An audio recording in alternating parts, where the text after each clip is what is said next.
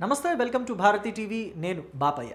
YS Vivekananda Reddy murder case ఇది చాలా high profile political murder case. చాలా రోజుల నుంచి స్తబ్దుగా ఉన్న ఈ కేసులో ఇప్పుడు ఒక కీలక పరిణామం చోటు చేసుకుంది. ఈ కేసులోకి ఈడీ ఎంటర్ అయింది. ఈడీ అటాక్ ఎవరి మీద ఉంటుంది, ఎలా ఉండబోతుంది ఫ్యూచర్ అనేది తెలుసుకోవాలంటే కొన్నాళ్ళు వెయిట్ చేయాలి. కానీ ఇప్పుడు ఏం జరుగుతోంది అసలు? ఆంధ్రప్రదేశ్ అండ్ తెలంగాణలోని కొన్ని ప్రాంతాల్లో ఈడీ సోదాలు నిర్వహిస్తుంది. ఈ సోదాలు ఎవరి గుండెల్లో రైళ్లు పరిగెట్టిస్తున్నాయి అని మీరు అనుకుంటున్నారో కమెంట్ బాక్స్లో చెప్పండి. కమింగ్ టు ద పాయింట్, ఇక్కడ చూసుకుంటే మనం ఈడీ ఇప్పుడు వివేకానందరెడ్డి మర్డర్ కేసుకు సంబంధించి ఎందుకు ఎంటర్ అయిందని చాలామందికి అనుమానం ఉండుండొచ్చు. ఎందుకని అంటే వివేకానందరెడ్డి మర్డర్ కేసుకు సంబంధించి 4 కోట్ల రూపాయలు సుపారీ ఇచ్చారు. ఆ మాట కాదనలేని వాస్తవం. అంతకుముందు సిబిఐ కూడా రూఢిగా తెలియపరిచింది ఈ విషయాన్ని. 4 కోట్ల రూపాయలు చేతులు మారాయి అని చెప్పేసి. మరి మనీ ట్రయల్స్ జరిగితే ఈడీ ఎంటర్ కాకుండా ఉంటుందా? ఈ 4 కోట్ల రూపాయలు వివేకానందరెడ్డిని కడతీర్చడానికి, వివేకానందరెడ్డిని అత్యంత దారుణంగా ఆయన ఇంట్లోనే బాత్రూంలో చంపేయడానికి, రక్తపు మడుగులో వివేకానందరెడ్డి ప్రాణాలు విడవడానికి ఎవరు కారణం అయి ఉంటారు అని చెప్పేసి తెలుసుకునే పనిలో సిబిఐ ఉంది. అలాగే ఇప్పుడు తాజాగా ఈడీ కూడా ఎంటర్ అయింది. అంటే వివేకానందరెడ్డిని అంత దారుణంగా మర్డర్ చేయించడానికి 4 కోట్ల రూపాయలు సుపారీగా వాడటం అయితే నిజం. మరి ఆ 4 కోట్ల రూపాయలు ఎవరి దగ్గర నుంచి ఎవరి దగ్గరికి వెళ్ళాయి, ఎలా రూటింగ్ జరిగింది అనేది తెలుసుకోవడానికే ఇప్పుడు ఈడీ ఎంటర్ అయింది. అయితే ఇప్పుడు ఈడీ ఎవరెవరి ఇళ్లలో సోదాలు జరుపుతోంది, ముందు ఆ విషయం చెప్పబోయ్ అని మీరు అడగొచ్చు. ఆ విషయం తప్పకుండా తెలియజేస్తాను, అలాగే చూపిస్తాను కూడా. సో మనం ఇక్కడ చూసినట్లయితే ఈడీ ఇప్పుడు హైదరాబాద్తో పాటు కడపలోని అవినాష్ రెడ్డి ఇంట్లో సోదాలు జరుపుతుంది. హైదరాబాద్లో చూసినట్లయితే ఓపెన్ స్కైస్ అని చెప్పేసి ఈ ప్రాంతంలో, అంటే ఈ గేటెడ్ కమ్యూనిటీలో అవినాష్ రెడ్డి ఉంటున్నట్టుగా, ఆయనకి ఒక ఫ్లాట్ ఇక్కడ ఉన్నట్టుగా తెలుస్తుంది. సో ఇక్కడ ఈడీ సోదాలు నిర్వహిస్తుంది. ఈడీ అధికారులు ఉదయం నుంచే సోదాలు చేపట్టడం మొదలుపెట్టారు. సో ఇక్కడ ఏమేం దొరుకుతాయి ఆధారాలు అని చెప్పేసి సోదాలు అయిపోయిన తర్వాత మనకి తెలిసే అవకాశం కూడా ఉంటుంది. ఎందుకంటే ఈడీ మరి దాని ఛార్జ్షీట్ దాఖలు చేస్తుంది కదా, సో దాని ద్వారా తెలిసే అవకాశం కూడా ఉంటుంది. సో ఇక్కడ కడపలో చూసుకుంటే కనుక అవినాష్ రెడ్డి ఇంటికి వెళ్ళి సోదాలు నిర్వహించాలి అనుకున్న టైంలో అవినాష్ రెడ్డి ఇంటికి తాళాలు వేస్తున్నాయట. తాళాలు వేస్తున్నప్పుడు అధికారులు ఏం చేస్తారు, మరి తాళాలు బద్దలు కొట్టలేరు కదా. కాబట్టి మనోహర్ రెడ్డి అని చెప్పేసి అవినాష్ రెడ్డికి బంధువు, బాబాయ్ వరుస అవుతాడట. ఆయనతో ఆ తాళాలు తెప్పించి ఓపెన్ చేసి మొత్తం అంతా సెర్చింగ్ చేస్తున్నారు. అయితే ఇక్కడ కేవలం అవినాష్ రెడ్డి ఒక్కడిని మాత్రమే సోదాలు చేసి ఊరుకోకుండా భాస్కర్ రెడ్డి, అంటే అవినాష్ రెడ్డి తండ్రి, ఈయన వివేకానందరెడ్డి మర్డర్ కేసుకు సంబంధించి ఈయన కూడా నిందితుడు. అవినాష్ రెడ్డి మాదిరిగానే ఆయన తండ్రి కూడా ఈ కేసులో నిందితుడు. ఈయన కొంతకాలం పాటు ఖైదీగా కూడా ఉన్నారు, రిమాండ్ ఖైదీగా ఉన్నారు. అలాగే దేవిరెడ్డి శివశంకర్ రెడ్డి, ఈయన కూడా ఒక నిందితుడే. అలాగే సునీల్ యాదవ్, ఈయన కూడా. సో ఈ కేసులో సంబంధాలు ఉన్న వ్యక్తులు వీళ్ళంతా కూడా. సో వీళ్ళందరి ఇళ్లలోనూ ఇప్పుడు సోదాలు నిర్వహిస్తుంది ఈడీ. ఎట్ ఎ టైం 10 బృందాలుగా వెళ్ళి, 10 టీమ్స్గా వెళ్ళి, 10 బృందాలుగా వెళ్ళి సోదాలు నిర్వహిస్తుంది నిందితులు అందరి ఇళ్లలోనూ. వాళ్ళకి ఏం దొరుకుతాయి, ఏం డాక్యుమెంట్స్ దొరుకుతాయి అంటే మాత్రం తెలియాల్సింది, వేచి చూడాలి, తప్పదు అది మాత్రం. సో మొత్తం మీద అవినాష్ రెడ్డి ఇంట్లో సోదాలు నిర్వహిస్తాం మొదలుపెట్టిన దగ్గర నుంచి వైసీపీ గుండెల్లో రైళ్లు పెరుగెడుతున్నాయి అని చెప్పి మాత్రం చెప్పుకోవచ్చు. ఎందుకని అంటే గతంలో అవినాష్ రెడ్డిని కాపాడడానికి వైసీపీ శాయశక్తులా కృషి చేసింది అనే మాట కాదనలేని వాస్తవం. మొదటి నుంచి కూడా మనం చూసుకుంటే వివేకానందరెడ్డి 2019 ఎన్నికలకి ముందు చనిపోయారు. వివేకానందరెడ్డి చనిపోయిన తరువాత అసలు సిబిఐ ఎంక్వైరీ కావాలని చెప్పి జగన్మోహన్ రెడ్డి అడిగారు.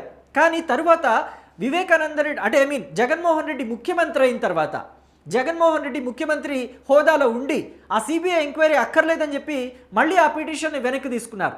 నిజానికి చూస్తే ఇది ఎంత హై ప్రొఫైల్ పొలిటికల్ మర్డర్ అని చెప్పేసి మాటల్లో చెప్పలేము. అంటే ఒక ముఖ్యమంత్రికి తమ్ముడు, ఇంకొక ముఖ్యమంత్రి, అంటే ఇప్పుడు మాజీ ముఖ్యమంత్రిగా ఉన్నాడు జగన్మోహన్ రెడ్డి, ఆయన ముఖ్యమంత్రిగా ఉండే ఈయన బాబాయ్ ఆయనకి. అంటే ఒక ముఖ్యమంత్రికి ఏమో బాబాయ్, ఇంకో ముఖ్యమంత్రికి తమ్ముడు. అలాంటి పొలిటికల్ లీడర్ మర్డర్ కేసుకి స్వయంగా ఆయన ఒకప్పుడు మంత్రిగా పనిచేశారు, ఎంపీగా పనిచేశారు. అలాంటి పొలిటికల్ లీడర్ మర్డర్కే ఇంతవరకు దిక్కు లేదు అని అంటే ఇది ఎంత దారుణమైన విషయమో మనం అర్థం చేసుకోవచ్చు. కమింగ్ టు ద పాయింట్, అయితే ఆ రోజుల్లో జగన్మోహన్ రెడ్డి ముందు సిబిఐ ఎంక్వైరీ కావాలన్నారు ప్రతిపక్ష నేతగా ఉన్నప్పుడు. అధికారంలోకి వచ్చిన తర్వాత సిబిఐ ఎంక్వైరీ అక్కర్లేదని చెప్పారు. ఆ తర్వాత సునీత పట్టుబట్టింది జగన్మోహన్ రెడ్డి దగ్గర సిబిఐ ఎంక్వైరీ కావాలి అని చెప్పేసి. కానీ జగన్మోహన్ రెడ్డి ఎక్కడా పట్టించుకున్న పాపనైతే పోలేదని చెప్పేసి సునీతే పలుమార్లు మీడియా ముందు కూడా చెప్పింది. అలాగే ఈ విషయంలో సిబిఐ ఎంక్వైరీ వేస్తే అవినాష్ రెడ్డే వెళ్ళి బీజేపీలో జాయిన్ అవుతాడు, ఏం చేద్దామని చెప్పి జగన్మోహన్ రెడ్డి నన్ను క్వశ్చన్ చేశాడు, అసలు నేను అవినాష్ రెడ్డి పేరే తీయలేదని చెప్పి సునీత మాట్లాడిన వ్యవహారం కూడా మనం చూసాం. అలాగే రామ్ సింగ్ గతంలో సిబిఐ అధికారి ఏపీలో వివేకానంద రెడ్డి మర్డర్ కేసు గురించి రాయలసీమలో కడపలో మొత్తం మీద అంతా కూడా ఒక శరవేగమైన విచారణ జరుపుతున్న క్రమంలో రామ్ సింగ్ మీదే కేసులు వేసిన సందర్భాలు కూడా ఉన్నాయి. రాష్ట్ర ప్రభుత్వం అప్పుడు వైసీపీ అధికారంలో ఉంది, అప్పటి పోలీసులు కావచ్చు లేకపోతే వైసీపీ నాయకులు కావచ్చు రామ్ సింగ్ మీద కేసులు వేసిన సందర్భం కూడా ఉంది. అలాగే మనం ఇంకా లోతుగా వెళితే ఈ కేసులో అనేక మలుపులు కూడా ఉన్నాయి. దస్తగిరి అప్రూవర్గా మారిపోయాడు, ఆ తర్వాత సునీల్ యాదవ్ కూడా అప్రూవర్గా మారాడు. మా ప్రాణాలకి హాని ఉంది అని వాళ్ళు ఓపెన్గా చెప్పారు.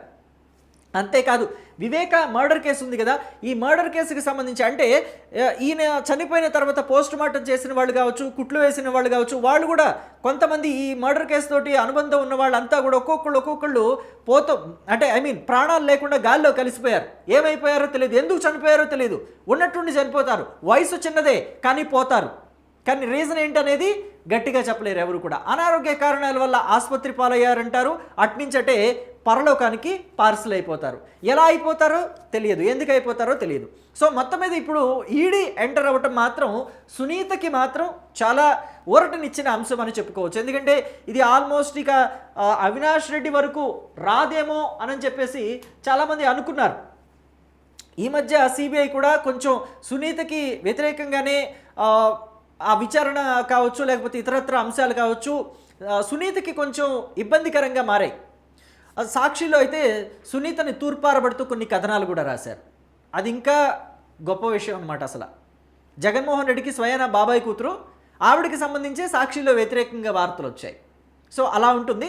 సో అయితే మొత్తం మీద గతంలో చూస్తే గూగుల్ టేక్అవుట్స్ కావచ్చు లేకపోతే వాళ్ళు మాట్లాడుకున్న అంశాలు కావచ్చు, అలాగే ఈ 4 కోట్ల రూపాయలకి సంబంధించిన అంశం కావచ్చు గతంలో కూడా ఒకసారి తెర మీదకి వచ్చాయి. సో ఆ తెర మీదకి వచ్చినప్పుడే అవినాష్ రెడ్డిని అరెస్టు చేయబోతున్నారు అనుకున్న టైంలో కర్నూల్లో అవినాష్ రెడ్డి తల్లి ఒక హాస్పిటల్లో అడ్మిట్ అయ్యారు. ఆవిడకి హెల్త్ బాగాలేదని చెప్పేసి అవినాష్ రెడ్డి అక్కడికి వెళ్ళి ఉన్నారు. అవినాష్ రెడ్డిని అరెస్టు చేయడానికి సిబిఐ అధికారులు అక్కడికి వెళ్తే రాష్ట్ర పోలీసులతో పాటు కొన్ని వేల మంది వైసీపీ కార్యకర్తలు అవినాష్ రెడ్డి అభిమానులు అక్కడికి చేరుకొని అరెస్టు కానివ్వకుండా అడ్డుకున్నారు. నిజానికి సిబిఐ తలుచుకుంటే ఒక వ్యక్తిని అరెస్టు చేయలేకపోవడం ఏంటి?